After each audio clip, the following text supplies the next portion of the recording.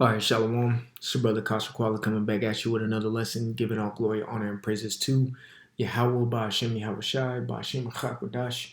Double honors to the apostles and the elders, great millstone who rule and teach well. Peace of salutation to the elect 144 first troop. So this will be another installment to the series that I have going. Just started the 12 Feathered Wings series. And as you can see on this screen, I have the introduction, which I went into the Third Servile War / the Mithridatic War. There are 3 wars each, but pretty much this lesson here, if y'all want to go back and watch that introduction, was going into technically the first verse of 2nd Ezra's 11th chapter.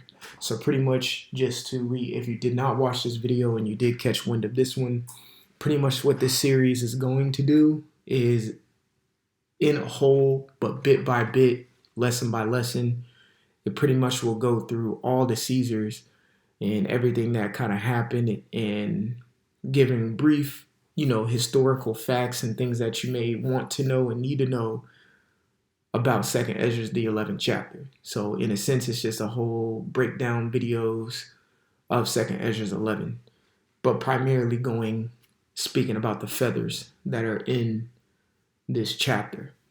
All right, so of course, as you can see on the top of my screen, I have Julius Caesar. So pretty much I name this, of course, the 12 Feathered Wings series. And this will be titled The First Feather.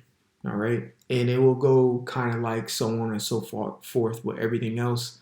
The next one will be titled The Second Feather, the Third Feather, the Fourth Feather, the Fifth Feather, so on and so forth. You see where I'm getting at. So we're going into the first feather. And that first feather is what you see on the screen, Julius Caesar. And what we're going to do today is bring in a little bit of facts about Julius Caesar. Probably 2 main things of how he got into his power seat to show the man that, the power that he had during that time. We're going to talk about 2 main things that he did to get into that power seat of being the first quote unquote dictator of the Roman Republic during that time. So like I said, last time we went into what the 3 heads were, which was the first triumvirate, which we're going to briefly mention in this lesson here today. So I'm going to read 2nd Ezra's 11:1. It says, "Then I saw a dream, and behold, there came up from the sea an eagle, which had 2 feathered wings and 3 heads." Now, even when you go back and do studyings on Rome, Rome's aka mascot was an eagle. All right, just like America's, mascot, or you could say national bird, is the eagle. And then it says, which had 12 feathered wings, which we all understand those are 12 different Caesars that ruled, and 3 heads, which now we understand via the last video that was done, the introduction, the Third Servile War, the 3 heads was the first triumvirate, which consisted of Julius Caesar, of course.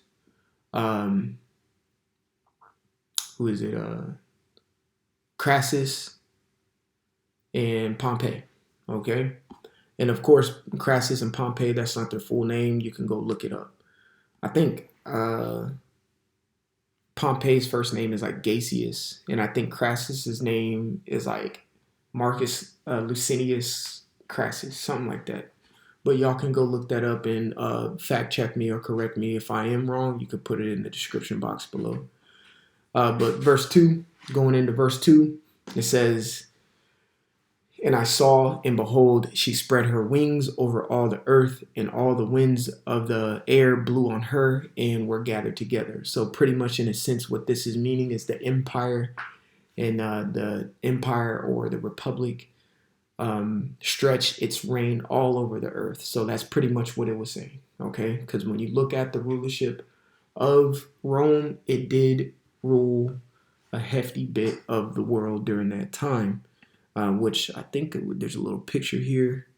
You can see Rome pretty much, as you can see here, it says Western Mediterranean during the Punic Wars. Of course, the Punic Wars when they were fighting against Hannibal, But all of this was owned once, of course, once they beat um, the Carthaginians in the first and second Punic Wars. They did acquire that area, which of course you have the general Scipio, who later came to know Scipio Africanus, who would name that place Africa, but he named it Afri first, which Afri in the Greek means the land of the hot.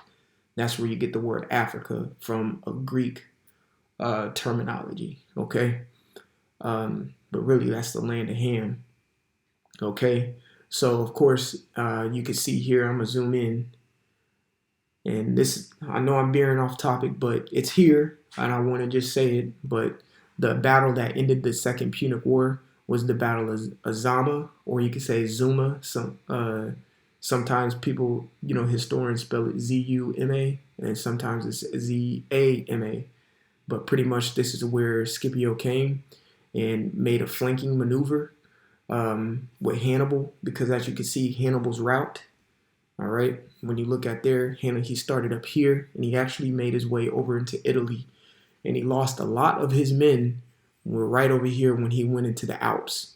All right, he had a lot of elephants and things of that nature, but it was too cold, and he lost a lot of his men. Then he went into Rome, had a few battles, and then he got word that Scipio was making a flanking maneuver over to Zama, which was very close to, Carthage.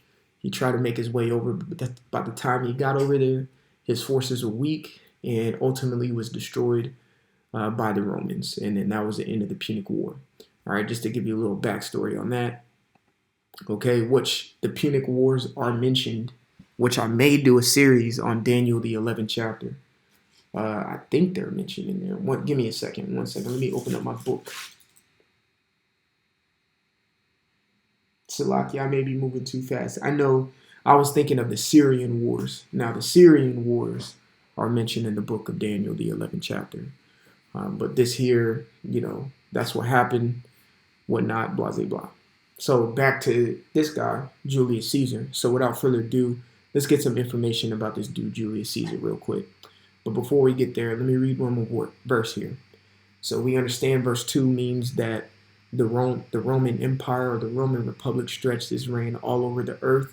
In verse 3, it says, "And I beheld, and out of the feathers there grew other contrary feathers, and they became little feathers and small." Now, the contrary, we're not going to get into this verse because this verse is going to be explained when you get down to the lower verses of this chapter.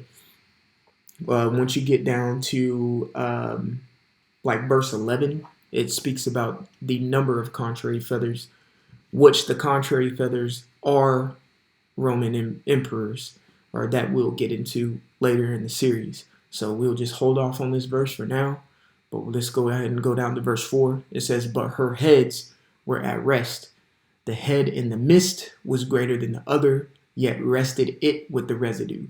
Now, with this, I'm only going to mention one part in this verse, but I'm just gonna say one meaning in this verse, just for the sake of this particular lesson, because this verse is multifold and it will be answered throughout the chapter. But the head in the midst was greater than the other. So this is speaking about the three heads, of course. All right. That one in the midst is here speaking about Julius Caesar. Okay. So we're going to be talking about Julius Caesar today. That was the one in the midst. All right. Right in the middle. So Julius Caesar, of course, you can see he was born on July 12th of 100 BC. All right. And he died in the Ides of March. That's where you get the, E2 Brute or whatever the fuck he was saying when he got murdered violently by getting stabbed at the council. Okay. Now I know it mentions his name is Gaius Julius Caesar, or Gaius Julius Caesar, which he was officially named after his father.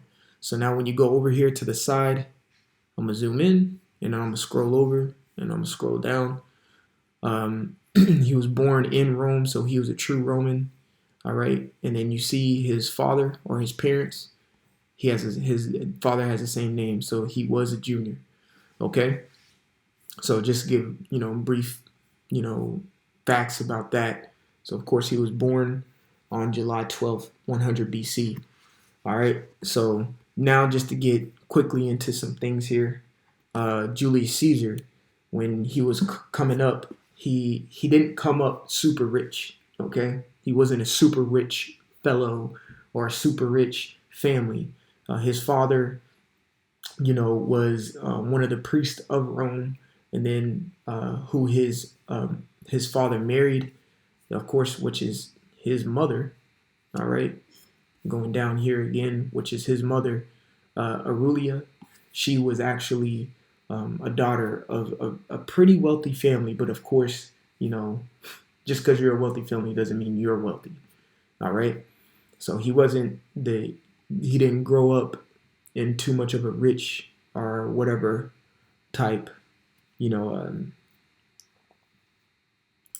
childhood or whatnot, but things of that nature. You can almost say he was like a middle class citizen in Rome.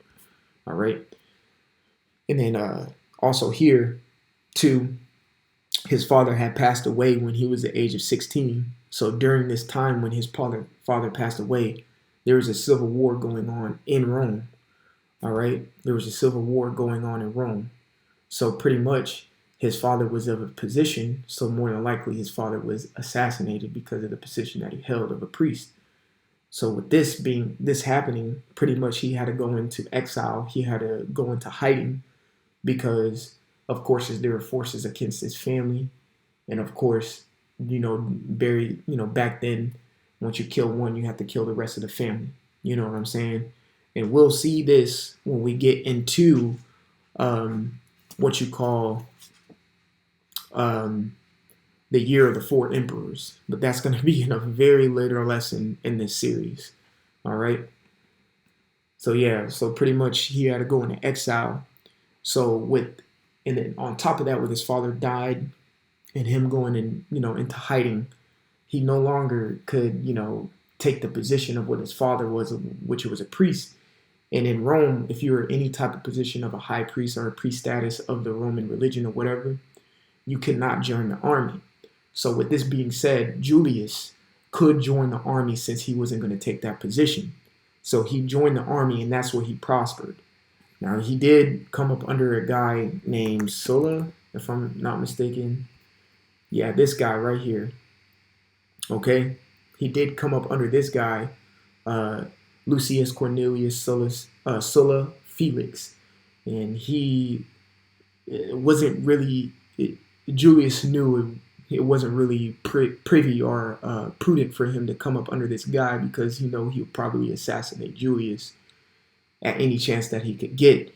So Julius started taking campaigns to where he had to go in different places of the earth, of the world. And if you watch this last lesson, I did mention that Julius did take office and he had a tour, you could say, in Spain. All right. He had a tour in Spain. So he took these missions and these tours to stay out of Rome and stay, keep it low key, let everything sizzle over. And then when Sulla died, that's when he decided to come back. So pretty much he wasn't in Rome from the age of 16 all the way up to the age of 22. And he was in the military that whole time. So when he decided to come back, that's when he really started his run with power. Now, the thing about Julius, like we mentioned earlier, he was not a rich fellow. He actually was in high debt.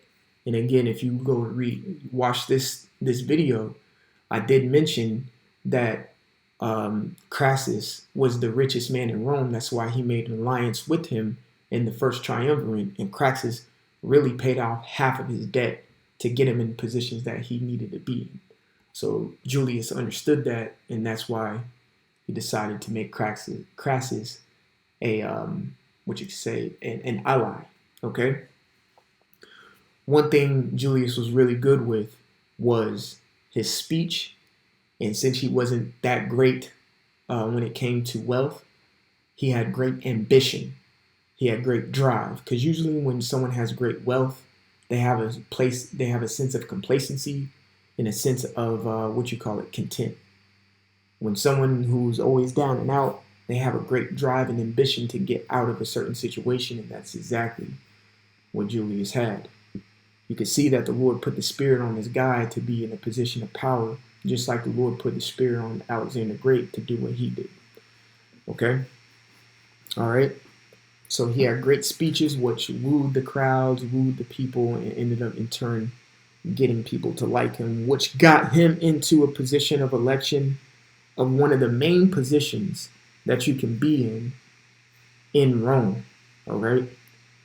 All right? And that is the Pontifex Maximus. Let me see. I'm a terrible speller. Salakia. I think it's... Man, you should know what I'm talking about here. Pontifex Maximus. This is what I want. All right, so going into the Pontifex Maximus. The Pontifex Maximus was the chief high priest of the College of the Pontifices in ancient Rome. This was the most important position in the ancient Rome religion. So with him receiving this position, and he won this election by landslide. And he got a high position in the office of a high priest in ancient Rome. Okay, so again, this was the most important. All right, so I'm gonna highlight that part. This was the most important position in the ancient Roman religion, open only to patrons until 254 BC, when the plebeian first occupied this post. Although in fact the most powerful office in the Roman priesthood, the Pontifex Maximus was officially ranked 5th in the ranking of the highest Roman priests, behind the Rex Sacrum and the Flaminus Marinus, if I'm saying that correctly, or Marius. All right, so he got the Pontifex Maximus, which catapulted him to a position of high stature and catapulted him to a position of power. All right, and that's exactly what he needed. So he ruled there for a long period of time as the Pontifex Maximus. So with him being in that role, he could change laws, he can change everything, because you remember during his time of growing up, Rome was during the Civil War. The legislative branch, you could say, quote unquote, was very what you could say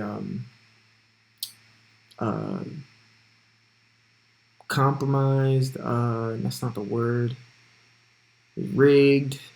That's not the word either. I think it starts with a C, but if it comes to me, it will come. You could say rigged. That's a good thing. You all right? But since he got in that position of power, he could actually make power moves with the legislation. Now, he did rule that Pontifex Maximus for some time, and then when he became at the age of 41, he won another position, which was another high position. All right, and that position was the senior. I think it was Roma Council, senior Rome Council.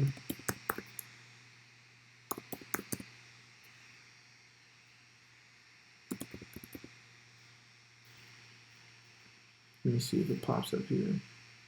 The Roman Council. So he received it says a council held the highest elected political office of the Roman Republic, and the ancient Romans considered the consulship the second highest level of the Curus Honorum. All right, after that of the censor. Each year, the Centuriate Assembly elected 2 councils to serve jointly for a 1-year term. This is what made the Roman Republic the Republic. All right, so they elected people, they ran, they had checks and balances, things of that nature. Kind of what you see today in America with the democracy. All right, they have a legislative branch, judicial branch and an executive branch, which creates the checks and balances to where not one branch has more power than the other. Each branch has to go through each branch checks to get. They have to check one another, and then balances. They have to balance each other out, which we all know that shit doesn't work. But that's the idea of it.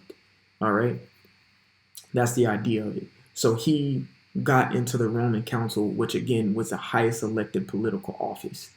So now he's making real power moves.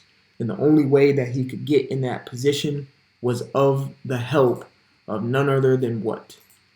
The first triumvirate. All right. So no other than the first triumvirate is how Julius, all right, ended up getting the power seat into the Roman Council.